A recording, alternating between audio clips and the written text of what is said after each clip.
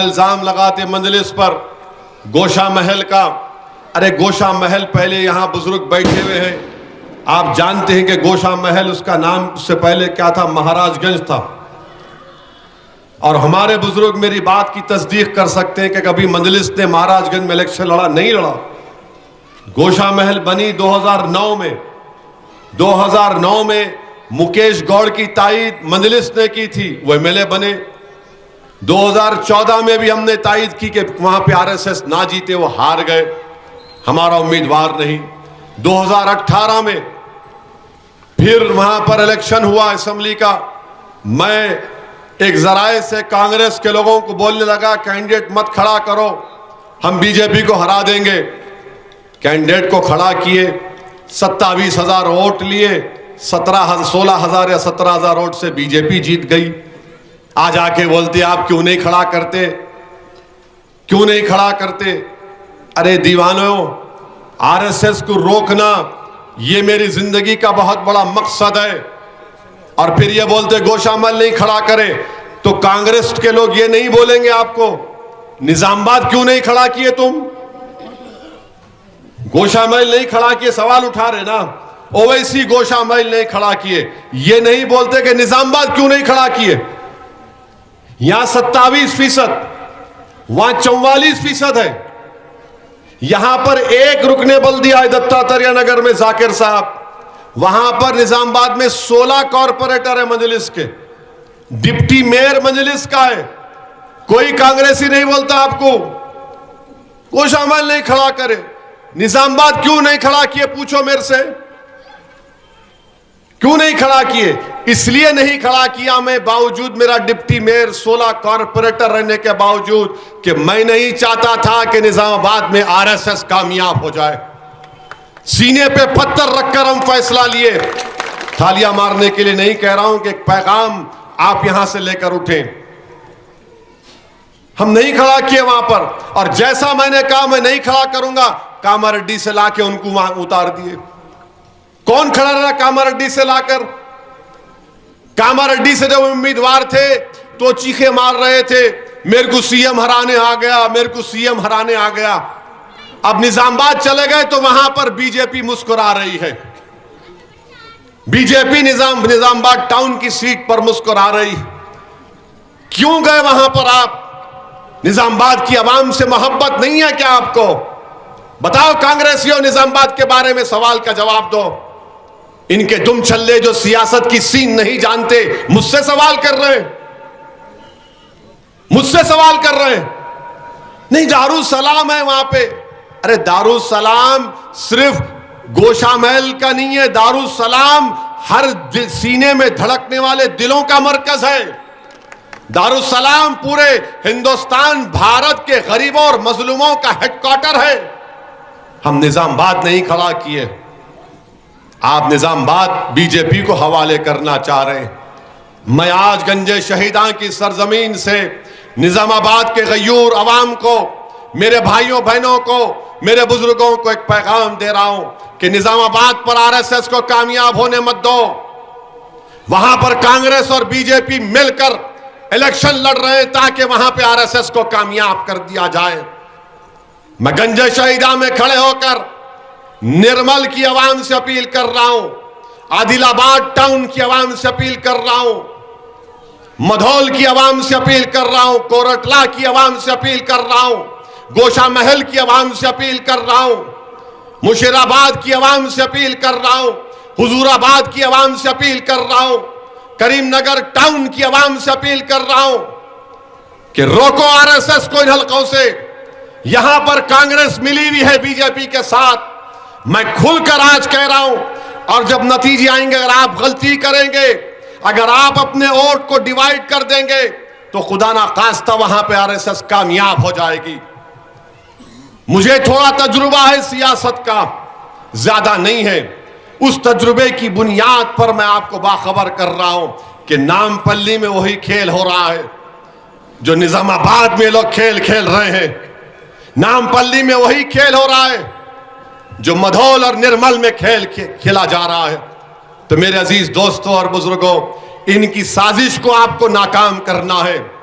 इनके नापाक ख्वाबों को आपको चकनाचूर करना है। और कैसे करेंगे? मुत्तहिद होकर अपना एक एक वोट को जाय होने नहीं देंगे। यकीनन आपको मुझसे शिकायत होगी, मगर मुझसे जो शिकायत है, मैं हाजिर हूं आपके दरमियान में, मगर कम से कम अपने वोट को बचा के रखिए, अपने इत्तेहाद को इंतशार में तब्दील होने से बचाइए। ये साजिशें की जा रही हैं, नाम पल्ली में मुख्तलिफ बातें की जाती हैं, मुख्तलिफ बातें बयानात दिए जाते हैं, मगर असल खेल ये है, इलेक्शन यहां पर है और पूरी साजिशें की जा रही हैं। तो मुझे यकीन है आपके सियासी शऊर पर, मुझे यकीन है कि आप में एक तड़प और मोहब्बत है मजलिस के लिए। मुझे यकीन है कि ये नापाक कोशिशों को और इनके नापाक अज़ाइम को आप 30 तारीख के दिन एक शीशा पिलाई हुई दीवार की तरह पर अपना एक एक वोट मजलिस के हक में इस्तेमाल करके इन तमाम फिरका परस्त ताकतों को शिकस्त देंगे। कांग्रेस पार्टी, इनकी बहन आई राहुल गांधी की मोहतरमा, अब देखो भाई बहन की सोच नहीं मिलती। इनके भाई क्या बोलते? असदुद्दीन ओवैसी पैसे लेके इलेक्शन लड़े, ये बिहार में लड़े। अख्तरुल ईमान बैठे हैं, कभी इनको घर में बुलाकर चाय पिलाकर पूछ लीजिए। अख्तरुल ईमान बिहार के इलेक्शन के वक्त मैंने कहा अख्तर भाई पटना जाइए, किशनगंज से पटना 6, 7, 8 घंटे का सफर होता है। अख्तरुल ईमान गए, पटना के तमाम कौम और मिल्लत के जिम्मेदार तंजीमों के लोगों से मुलाकात की और कहा कि हमारा अलायंस करवा दीजिए राजद से। बिहार में आरजेडी नहीं बोलते, राजद से। फिर मैं पार्लियामेंट में इनके आरजेडी के एमपी से मिला, 2 एमपी से। मैंने कहा कि हमको अलायंस कर लीजिए हमसे, 5 सीट दो हमको। मैंने सिर्फ 5 सीट दो। तो एक एमपी साहब मुस्कुराए, एक बोले आप क्यों लड़ते हैं, क्या जरूरत है आपको? मेरा ठीक है। मैंने कहा हम पार्लियामेंट का इलेक्शन लड़े किशनगंज से, 3 लाख वोट हमको मिले। पूरे बिहार की 40 लोकसभा सीटों में 1 सीट जीती कांग्रेस किशनगंज से। हम 3 लाख वोट लिए। नीतीश कुमार की पार्टी 3,25,000, अख्तर भाई 3 लाख वोट लिए। और उम्मीदवार जो जीता कांग्रेस का 3.5 लाख वोट लिया। हम बोले 3 लाख वोट लिए हैं, 5 सीट दे दो। नहीं बोले ठीक है, हम 19 सीट कुशवाहा साहब से अलायंस के, बोले 19 सीट लड़िए। 19 सीट लड़े, 5 जीते, उसमें से 9 पे ये आरजेडी कांग्रेस कामयाब हुई और 6 पे बीजेपी। अरे अगर 9 के वोट को मंजलिस जोली मिला लिए तब भी वो लोग जीत रहे थे। ये 6 के अगर वोट मिला के इनको दे दिए कांग्रेस को तब भी वो नहीं जीत पाते थे। मगर इल्जाम लगाया मजलिस पर। मेरे 5 एमएलए जीते। ये अख्तरुल ईमान आफ्ताब साहब, अल्लाह इनको सलामत रखे, 5 साल सीमांचल के गांव गांव जाकर आफ्ताब साहब, अख्तर भाई, माजिद हुसैन आपका हैदराबाद से वहां पर जाना, कौन सा एयरपोर्ट है वो, बागडोरा जाना 2 घंटे की फ्लाइट, बागडोरा से गाड़ी में जाना किशनगंज 1.5-2 घंटे, फिर किशनगंज से सीमांचल जाना 2-2, 3-3 घंटे।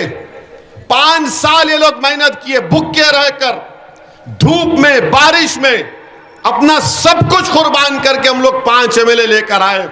ये जालिम लोग क्या किए, हमारे 4 बेईमानों को खरीद लिए, 4 एमएलएओं को खरीद लिए, जमीर बेचने वालों को, इन बेईमानों को खरीदे। कितने में खरीदे मालूम आपको? किसी को 50 लाख में, किसी को 80 लाख में। भीख मांगते थे मेरे सामने, इलेक्शन में आकर रोते थे। ये तमाम के तमाम 4 के 4, एक तो आके रोया मेरे सामने, ओवैसी भाई, मेरे भाई, मेरी टिकट नहीं मिल रहा, मेरे को बचा लो। बच्चों के ऐसा रोया। एक तो बेचारे, क्या बोलो उनको मैं, इलेक्शन से 3 दिन पहले माजिद अख्तर भाई, मालूम है सर हम लुट गए, कुछ नहीं है, कुछ करिए। अल्लाह जानता है हमने क्या क्या किया उसके लिए, अख्तर भाई जानते हैं। 4 के 4 खरीद लिए बेईमानों को। और एक ऐसा एमएलए है उसमें जो सिर्फ 50 या 60 लाख में बिक गया। अच्छा क्या किया मालूम? मजाक देखो आप, जो पैसे ले लिए, दुबई में एक होटल खोले, यहां पर जो जुबली हिल्स में वो जो पुराना क्रिकेटर, रिटायर्ड क्रिकेटर है, जो उम्मीदवार है, उसको उन्होंने टिकट दिए फर्स्ट क्लास का, हैदराबाद से दुबई का 2.5-3 लाख का टिकट देके दुबई में लिख गए। बिरयानी की होटल इफ्तिताह उससे कराए, और बिरयानी की होटल का नाम क्या है? हैदराबादी बिरयानी। अरे शर्म करना था, तुमने हमको धोखा दिया। तुम 80 लाख 50 लाख में बिकते। मगर मुझे यकीन है कि सीमांचल की आवाम आइंदा असेंबली इलेक्शन में इन गद्दारों को माफ नहीं करेगी, इनको बदतरीन शिकस्त होगी इंशाअल्लाह ताला। और मैं आपके दरमियान में खड़े होकर कह रहा हूं, 2024 का लोकसभा का इलेक्शन होगा। सुनो राहुल गांधी, सीमांत किशनगंज से मंजलिस का एमपी रहेगा, हम लड़ेंगे इंशाअल्लाह ताला, लड़ेंगे, जवाब देंगे तुमको। सीमांचल की आवाम तुमको जवाब देगी, बिहार का जनता तुमको जवाब देगी। और इतना डरते मंजलिस से, अख्तर भाई हमको बोले आइए साहब, एक जगह पे ब्रिज नहीं है, हमको नदी में चलना है। हम समझे कि थोड़ा नदी के सीधा पानी में उतार दिए अख्तर भाई। बिहार के लोग जो है ना बहुत तेज रहते, अभी अपने पास है माशाल्लाह, देखे होंगे आप। हम शेरवानी पहन के क्या करते, जूते उतारे, टखने बराबर पानी नदी में चल रहे। ठीक है, अख्तर भाई बोले चलो, चले। मगर उसका नतीजा क्या हुआ? हमारे पीछे 300, 500, 1000, 2000 लोग चल रहे, ये कोने से वो कोना नदी का पार किए, और 8 दिन के अंदर ये लालू का बेटा तेजस्वी ऐलान किया कि हम 250 करोड़ का ब्रिज बना रहे वहां पर। इतना डर है उन लोगों को, और डर रहना चाहिए लालू, डर रहना चाहिए नीतीश कुमार। तुमको डर के माने अब हम दिखाएंगे क्या होता है। तुमने हमारे खून पसीने की मेहनत, वो सीमांचल की आवाम की आंसुओं को तुमने उनको चुकनाचूर किया, 4 एमएलए खरीद ले। अब वही महाराष्ट्र में आप देखो, शिवसेना की पार्टी टूट गई, टूटी ना, टूटी। शरद पवार की पार्टी टूटी, टूटी ना। कांग्रेसी क्या बोले? जमहूरियत का कत्ल हो गया, बोले ना।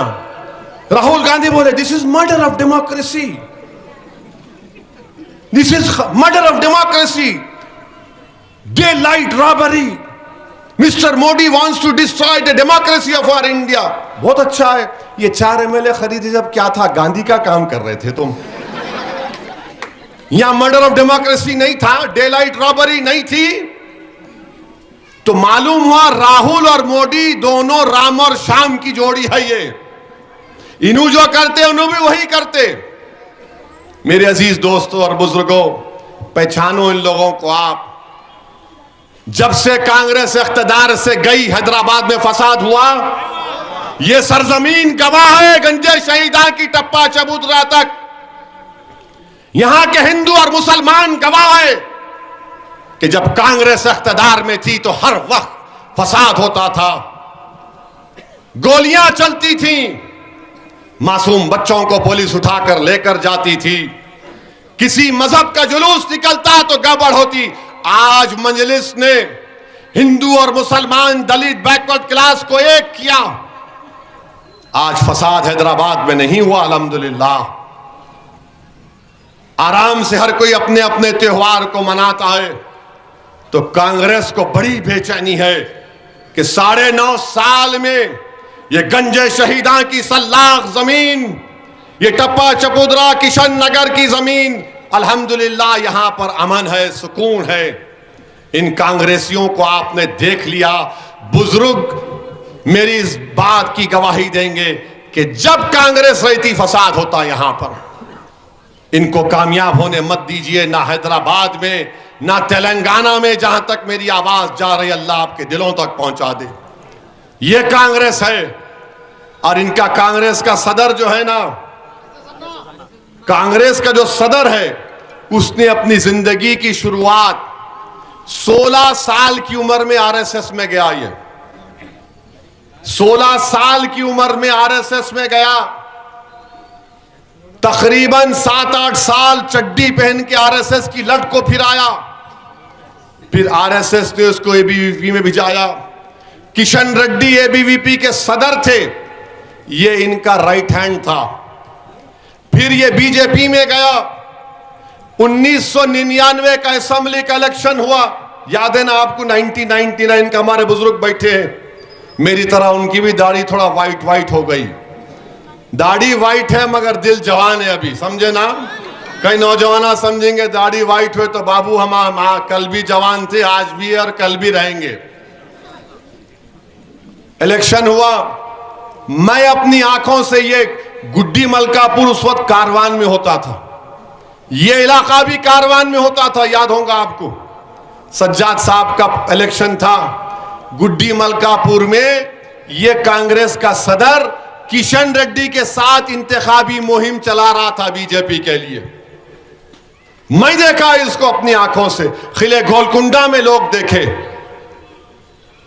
इलेक्शन सज्जाद साहब जीत गए, किशन रेड्डी का पहला इलेक्शन हार गए। तो बाद में आरएसएस ने कहा, बेटा हमने तुझे पाला पोला, तुझे बड़ा बनाया, अब तू नायडू के पास चला जा।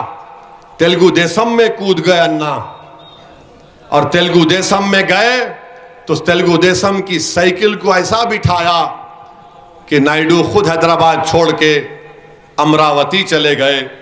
फिर मोहन भगवत ने कहा कि बेटा तुझे हमने पाला पोसा बरसों, तू अब कांग्रेस में चला जा। अब कांग्रेस में है और कांग्रेस का रिमोट कंट्रोल मोहन भगवत के पास है तेलंगाना का। पूछो ये कांग्रेस के उम्मीदवार से, आज से 8-9 दिन पहले हयात होटल में किसके साथ खाना खा रहा था? ये किया गाड़ी में कौन से आरएसएस के बड़े लीडर के साथ बैठकर गुफ्तगू कर रहा था? मैं जानता हूं, हम सब की खबर रखते हैं। ये काम मेरे भाई, बड़ी साजिशें की जा रही हैं। ये कांग्रेस का अध्यक्ष, इसको मैंने एक बड़ा खूबसूरत नाम दिया है, आरएसएस अन्ना इसका नाम है।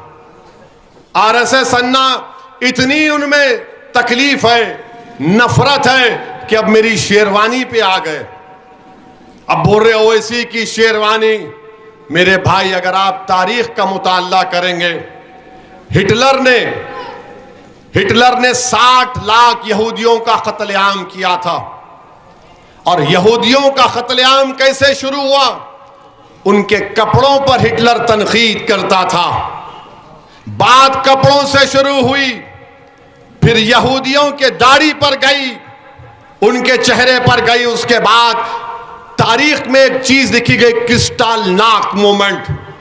उसके बाद तो फिर नंगा नाच यहूदियों से किया गया। ये वही जबान बोल रहा है, ये सदर वही जबान बोल रहा है, हिटलर की जबान में बोलता है। शेरवानी पे तनकीद मेरी नहीं, मेरे कपड़ों पर तनकीद नहीं, ये हर उस शख्स जो कुर्ता पैजामा टोपी और दाढ़ी रखता है उस पर तनकीद कर रहा है।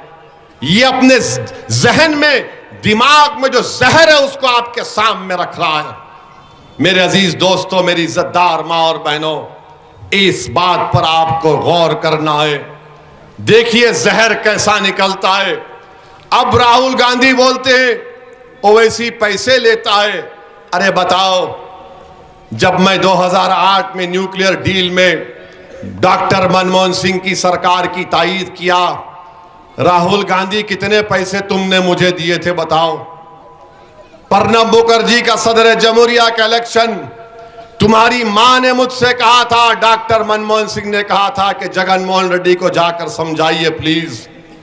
मैं इनकार करता रहा कि आपने जेल में डाला खामखा जगन को। गया मैं, जगन राजी हुए, कितने पैसे आपने दिए? ऐसे कई मिसालें हैं। मगर राहुल गांधी, तुम ये तो बता दो, तुम स्मृति ईरानी से कैसा हारे? मैं नहीं था। अब तुम अमेठी जाओ, मैं शौकत को बोलूंगा, जाओ शौकत, उत्तर प्रदेश में अगर राहुल गांधी अमेठी से लड़ रहा तो शेरवानी परेशानी बन के जाएगी वहां पर इंशाअल्लाह ताला। हम नहीं गए तो आप हम पे उंगलियां उठा रहे ना, ठीक है देखेंगे।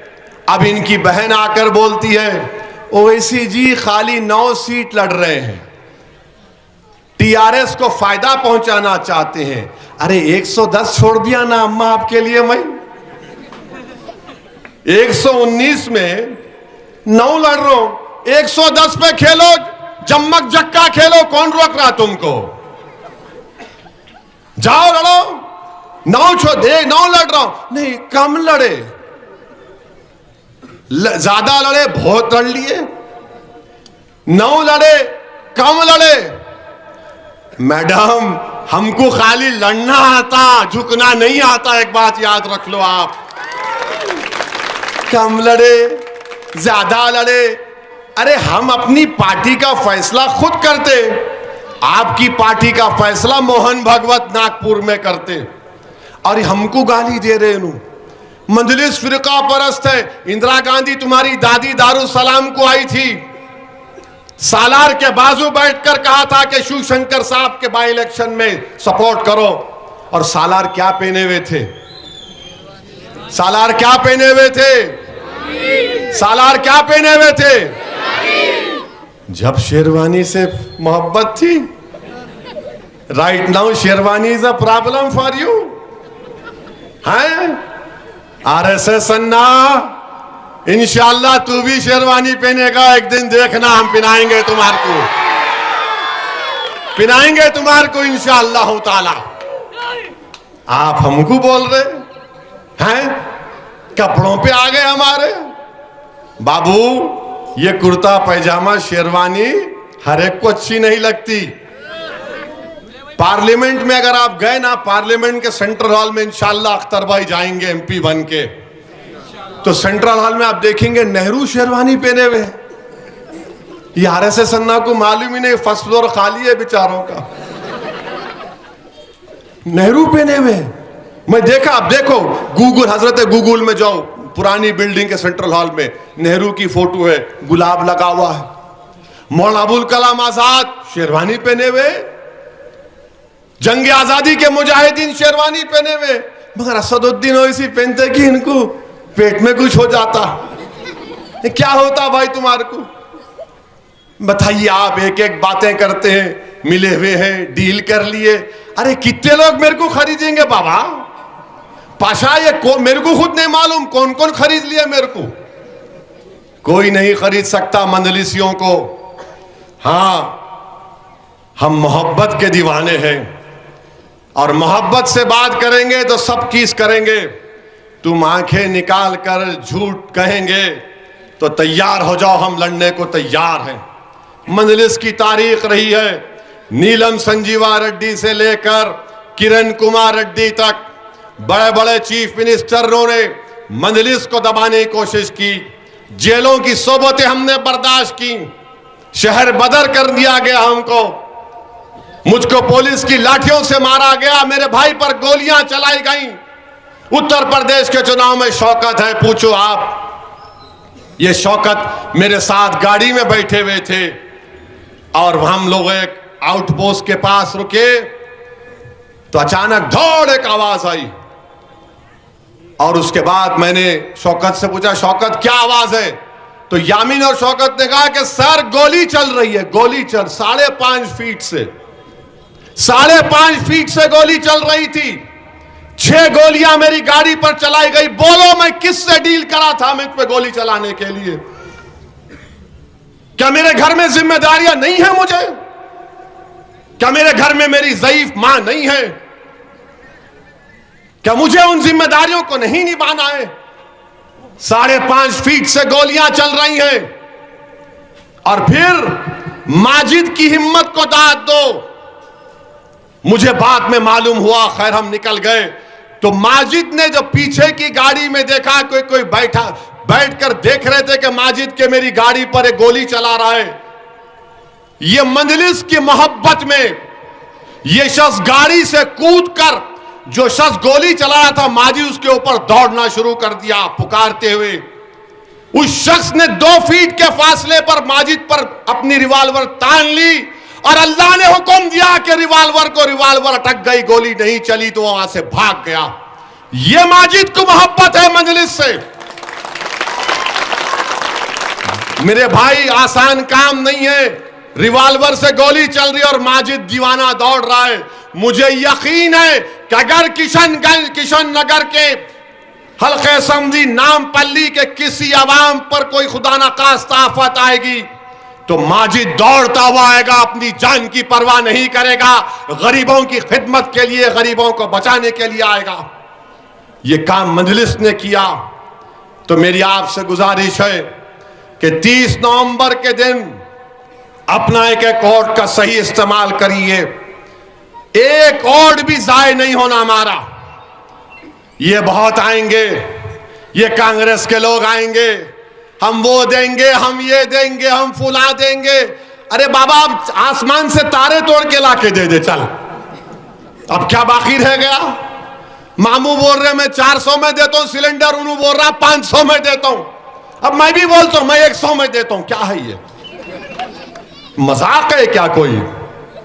यकीनन गरीबों को फायदा होना। जो स्कीम गवर्नमेंट की होगी झक मराकर नामपल्ली में उसको अमलावरी कराएंगे हम। क्या ये समझ रहे कि नहीं होगा? बराबर होगा। ये हम कराते आए और कराएंगे। तो मेरी आपसे अदबन गुजारिश है, ये लोग जो फेंकते फिर रहे ना, मोदी भी क्या किए थे 2014 में, याद होगा? 9:30 को? अच्छा 1 मिनट है ना, 1 मिनट में बहुत बोल सकते, पूरी चड्डी उतार सकते हैं। तो मोदी पे खत्म कर देंगे।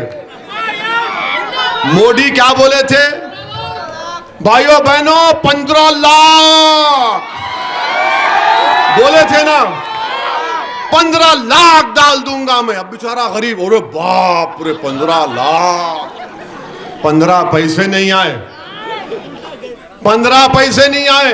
2 करोड़ नौकरी, अतपाऊ छटाक भी नहीं मिला। तो ये भी इनके भाई है।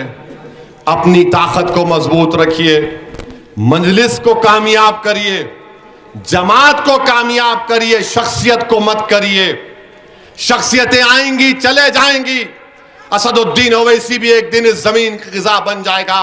मगर मेरे बुजुर्गों, मेरी माँ और बहनों, मजलिस रहेगी तो हमारे नौजवानों का, बच्चों का मुस्तकबिल रहेगा।